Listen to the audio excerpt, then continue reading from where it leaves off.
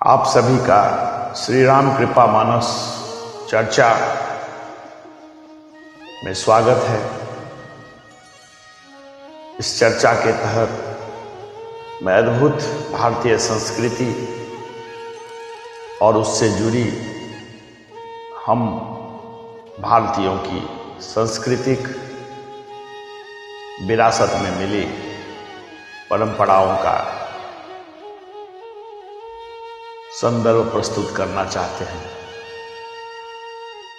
हमारी भारतीय संस्कृति में आध्यात्मिक गुरु को महत्वपूर्ण स्थान दिया गया है।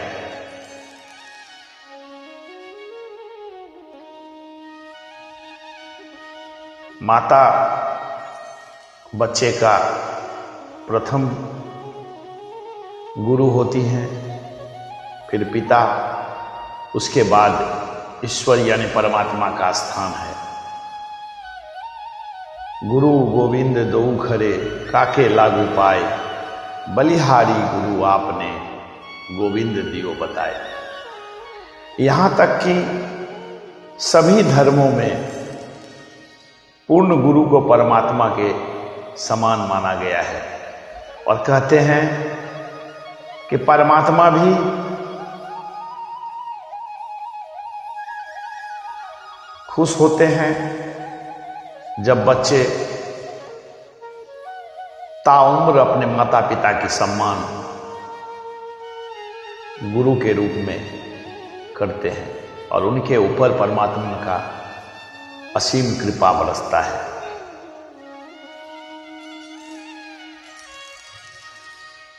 हम लोग विभिन्न धर्मानुयायी भारतवर्ष की धरती पर रहते हैं। हिंदू, सिख, ईसाई,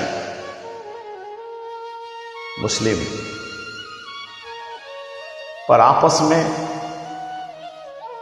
एक सौहार्दपूर्ण भाव, विचारधारा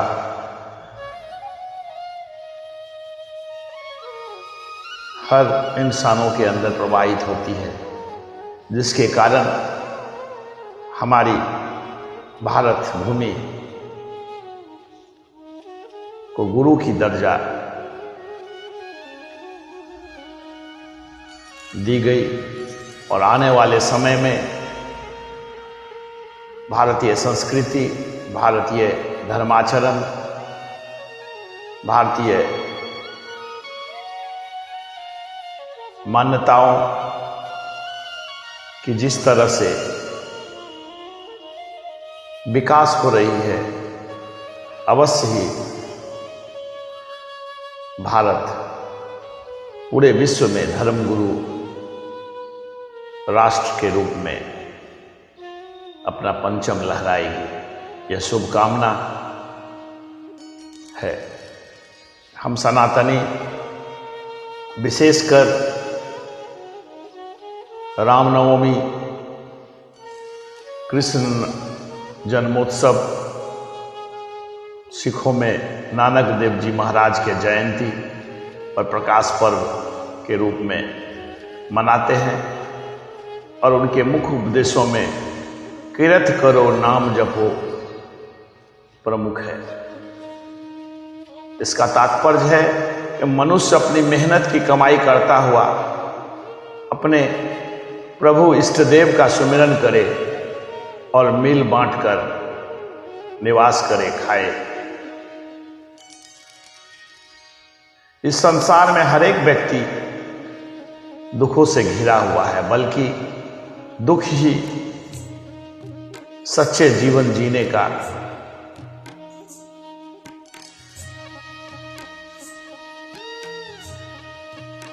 मार्ग दिखलाता है। यानी संसार में हर एक व्यक्ति दुखों से घिरा हुआ है और कोई न कोई दुख सबको लगा हुआ है।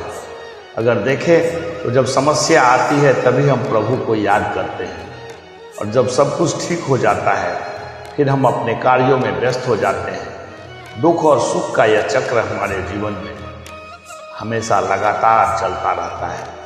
सवाल है कि हम सदा सदा के लिए सुख कैसे पा सकते हैं। इस बारे में एक परम संत कृपाल सिंह जी महाराज कहते हैं, 100 सुखिया जो नाम आधार। यानी जो व्यक्ति परम पिता परमेश्वर के नाम के साथ जुड़ गया, जो अपने माता पिता का आदर सम्मान किया, वही सुखी है। जो प्रभु का अमृत हमारे अंदर बरस रहा है, जब ध्यान, अभ्यास, योग, संतों की वाणी, संत समागम करते हैं, उनके अंतस में उनका अनुभव करते हैं, उसका आनंद सदैव बरकरार रहता है। जब हमारा आत्मा यह अनुभव करता है तो उसका मिलाप पिता परमेश्वर से हो जाता है। हम सभी चाहे किसी भी धर्म और संप्रदाय, किसी भी देश भाषा से जुड़े क्यों न हो, हमारे परम पिता परमेश्वर का निहित उद्देश्य एक ही है और हम सब परमात्मा रूपी परिवार के सदस्य हैं। इसलिए हम आपस में प्रेम पूर्वक रहें और एक दूसरे की मदद करें। ऐसा करने पर हम अपने भीतर प्रभु के प्रेम का अनुभव करेंगे। इससे हमें जीवन जीने की सही राह मिलेगी और अपने ज्ञान, अनुभव, शिक्षा जो प्राप्त की है उसे जीवन में डालने का उचित अवसर मिलेगा और सुख समृद्धि की फूल बरसेगी। इतिहास के प्रत्येक कालखंड में हमारे भारत भूमि में प्रभु श्री राम, कभी कृष्ण, कभी नानक, कभी आदर्श बनकर अनेकों रूपों में हमारे भारत की भूमि की और भारतीय मानवों की भावना को अभिव्यक्ति दिए हैं। और ये सभी एक सप्तर्षि मंडल के नक्षत्रों की तरह हमारा मार्गदर्शन किया करते हैं। हम धन्य हैं इस धरती पर जन्म लिए। आज जब देश अपने आधुनिक इतिहास के दौर से गुजर रही है, तब हम पुण्य स्मृति और कृतज्ञता पूर्वक नमन करते हैं भारत माता को कि ऐसी धरती पर जन्म लेने का अवसर मिला।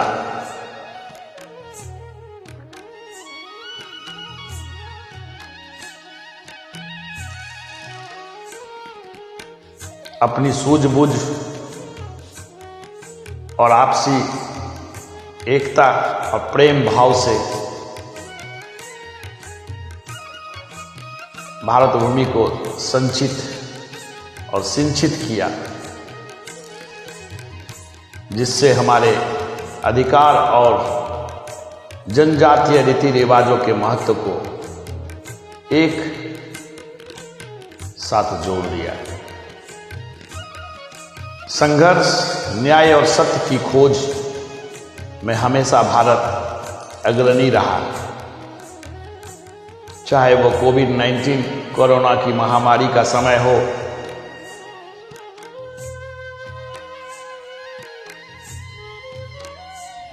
उसके उपचार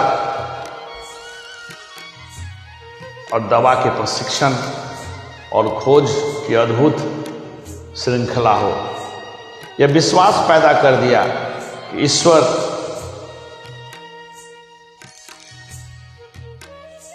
ने हमारे धरती पर महान उपचारक का विशेष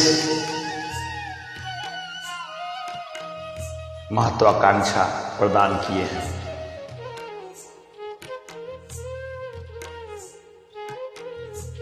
जैसा कि इतिहास और धर्मशास्त्रों, वेद पुराणों में वर्णित है कि हमारे ऋषि मुनि असंख्य जड़ी बूटियों के द्वारा असाध्य रोगों की चिकित्सा किया करते थे।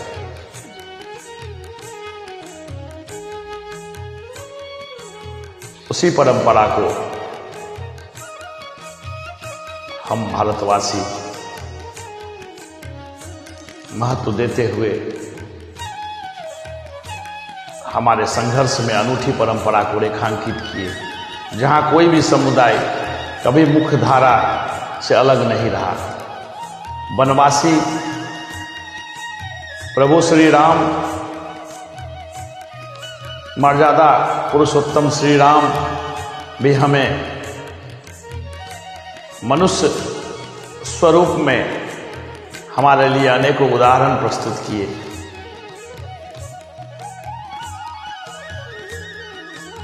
और असंख्य विभूतियों को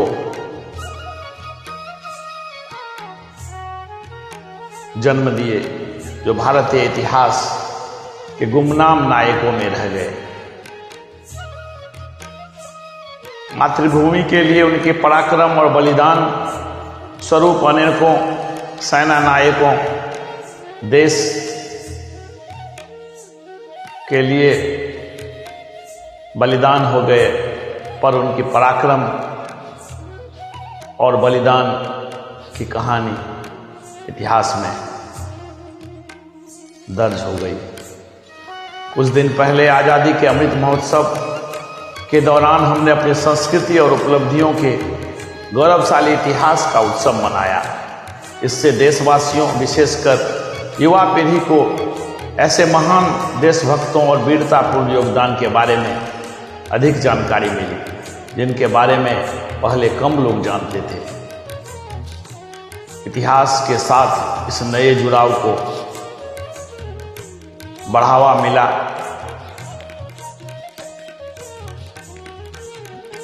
और यह आधुनिक विश्व को प्रकृति के साथ सामंजस्य बिठाने और परिस्थिति को संरक्षित करने की महत्वपूर्ण शिक्षा हमारे लिए अद्भुत मार्गदर्शन के स्वरूप के रूप में उभरेगी। मेरा मानना है कि आदर्श न केवल जनजातीय बल्कि देश के सभी समुदायों के युवाओं के लिए गर्व और प्रेरणा का स्रोत है। स्वतंत्रता, न्याय, पहचान, सम्मान, शिक्षा, ज्ञान आदि के लिए आकांक्षाएं देश के हर युवा की आकांक्षाएं हैं और सफलतापूर्वक पूर्ण होगी और भारत फिर से गुरु बनेगी। जय हिंद, जय भारत, जय युवा।